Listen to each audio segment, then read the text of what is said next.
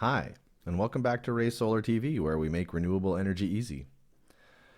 Episodes 1 and 2 of Ray Solar's Solar Basics video series offered some context with regard to the elements and options available to off-grid solar consumers. In order to arrive at some financial and design conclusions, we need to address your energy demand, or load profile. This is a fairly simple process, but it can be overwhelming for many people. To make this process easier, we have developed a proprietary calculator application hosted on our website.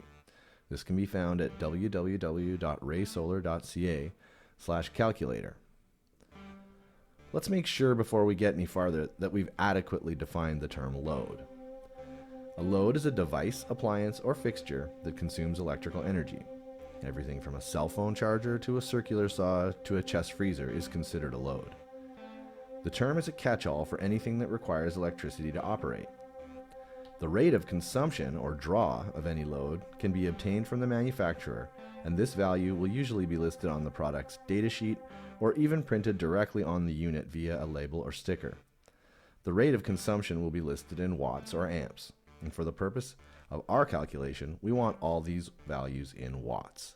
So if the manufacturer's specs list the draw in amps, follow this equation to convert to watts.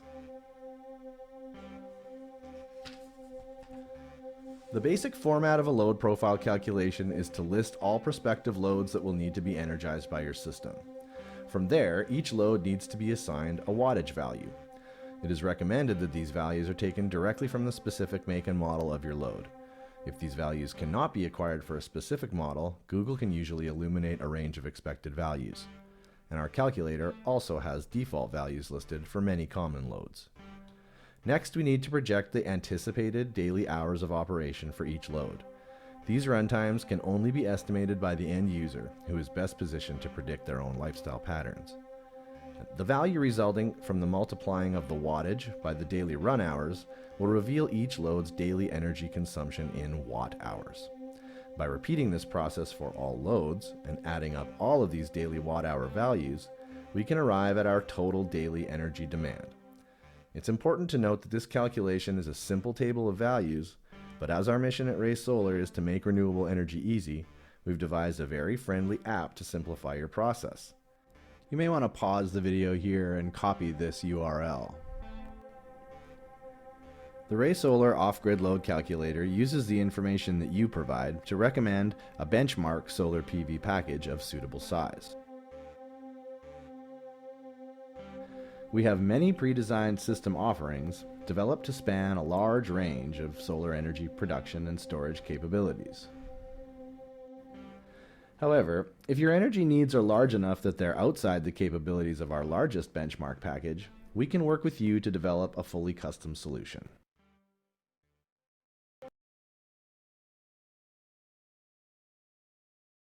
Okay, we've got the Ray Solar website open here. I'm going to go to the Resource tab, down to Load Calculator, and it will open for me the Load Calculator page on our first page here, the first step. So basically all it's asking us for, and if you need to punch this in directly into your URL bar, there's your address.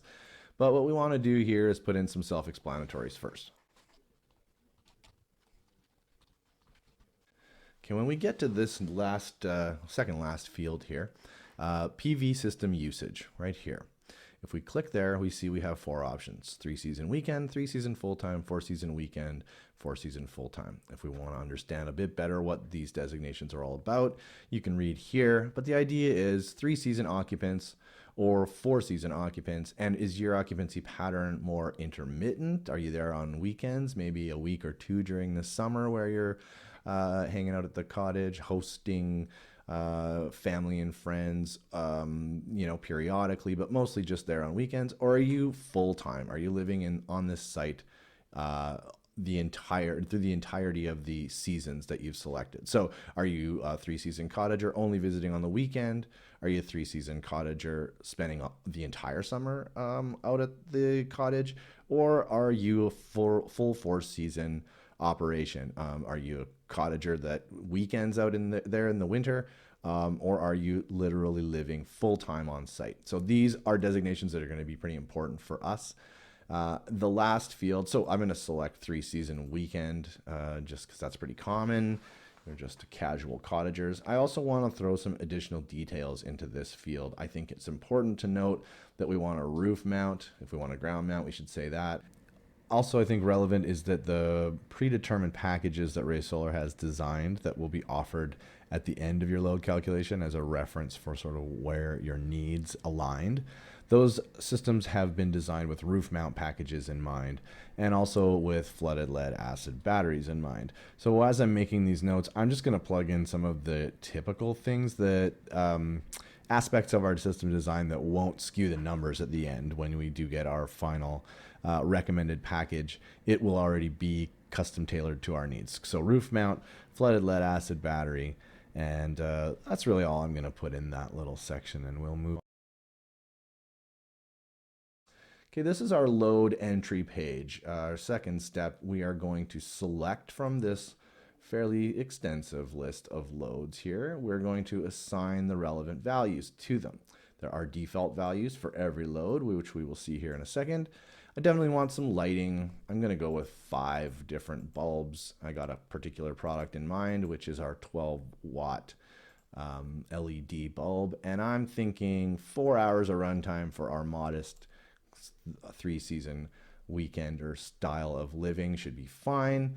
I suggest avoiding compact fluorescent and incandescent lights. They're just not as efficient, and you might as well give your battery a fighting chance by using the lowest demanding lighting options available. LEDs are not insufficient in terms of their lighting capacity. They are just way more efficient in terms of supplying it with little energy demand. So that's why we want to choose an LED on that end of things. I am not going to select a table fan, but I did see up here a ceiling fan. I think this is good for comfort. We'll have one of those in the bedroom. This default of 60 is probably fine, but I'm just going to maybe assume I need a few extra CFM, so I'm going to bump that up to 80, and I want a full 8 hours of comfort while I sleep, so I'm going to make sure I run that for 8 hours.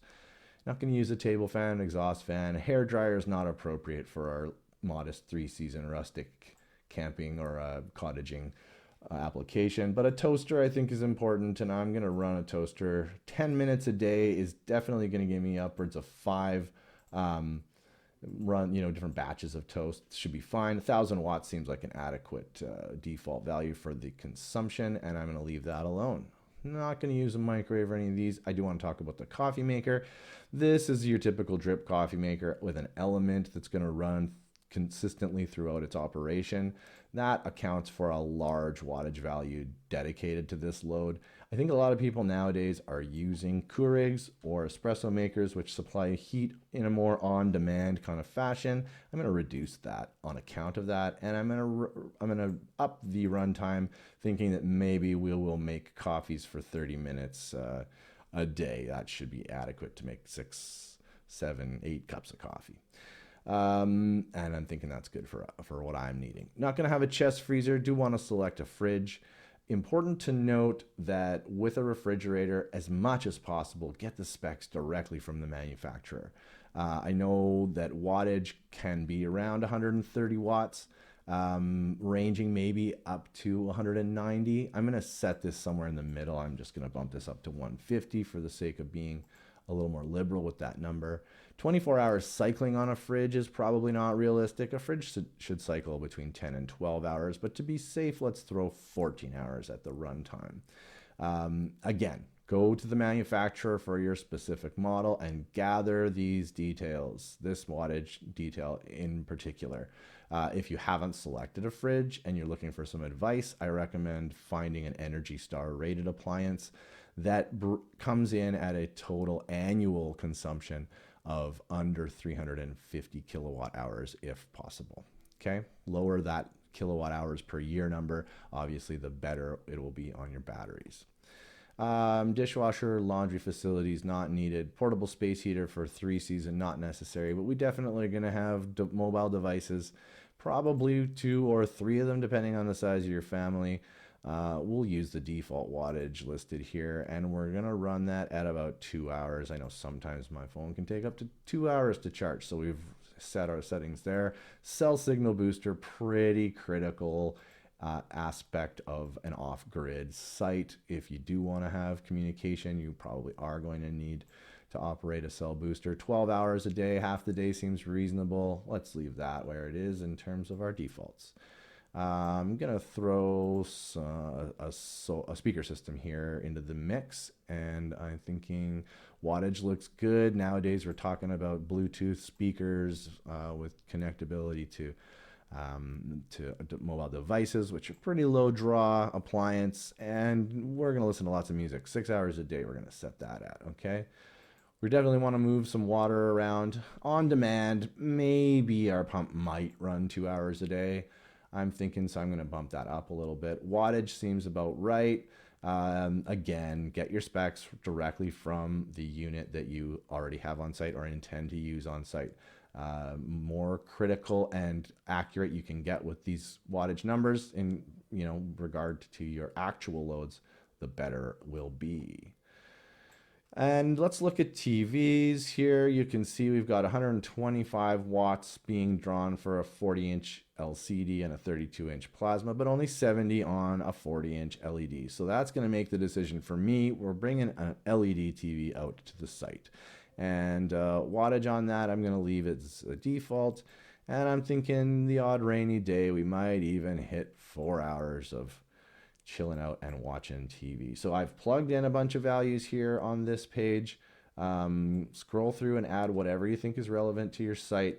And again, get as granular as you can with those wattage details. We come to the bottom of the page here and we click the next button. Now that's going to summarize all of the inputs that we put on the last page. It's giving us all of our loads, our quantities, our wattage, our runtime. It's doing the calculation for us, and we've got our daily energy values per load listed here in this column. If we do need to make any adjustments at this point, maybe we had a typo, maybe we just decided we're changing our mind on something, adding another light, taking something away, make those adjustments now. You certainly can adjust these values still on this page. But the really important part here is that we may not have accounted for all the things that you intend to have on your site on our previous default page. So right now, I definitely want to throw another load in here. One that I've found to become quite common is the CPAP machine. Folks become very reliant on getting a good night's sleep with these sleep apnea machines.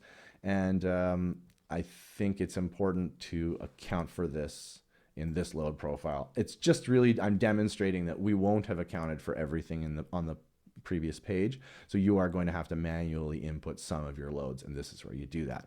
I'll throw 100 watts at a CPAP machine. I'm going to run it for a full 8 hours because that's a good night's sleep for the average person. And now I feel like I have a pretty comprehensive list of my loads and my run times. The next thing I need to do is finish the calculation, and we'll see what our calculator tells us. And our last page loads up here, and we see that we have assigned our daily consumption total at 5,613 watt hours per day. Now, Ray Solar having a bunch of pre-designed baseline packages, we have assessed that the closest package to meet your needs will be the RS6, saying it supplies a stored energy of 5850 watt hours per day and a primetime energy value of 7280 watt hours per day. Me definitely meeting the threshold that we calculated we need. So what does that mean? Stored energy, primetime energy. I think it's important to probably unpack that. Now, the stored energy is basically the capacity of your batteries to hold that charge. Your batteries are going to hold and be able to discharge at a full state of charge this 5850 watt hours per day.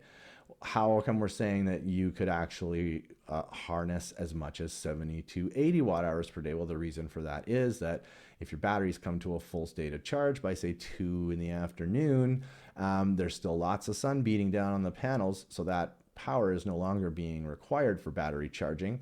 It may well just be dumped by the charge controller or inverter or one of your other devices. So what we're going to want to do now is, if we did have other loads and we were utilizing them at this time, they would be coming the power to satisfy them, I should say, would be coming directly from the panels and not from the batteries. So this is our battery storage, and this is the potential to harness additional energy from the sun. So that's really what you want to consider when you're parsing these numbers and trying to determine what that means for you. If you are the kind of folks that have a pretty high energy demand in the late afternoon into the early evening, this 7280 may be more relevant to you, particularly on a sunny day. That's going to be more what you can access. So I hope that clarifies the use and execution of Ray Solar's online load calculator. If you need to find it, again, it's at raysolar.ca/calculator. And thanks for tuning in again on Ray Solar TV, where we make renewable energy easy. Look for more new content coming down the pipe anytime soon. Have a sunny day.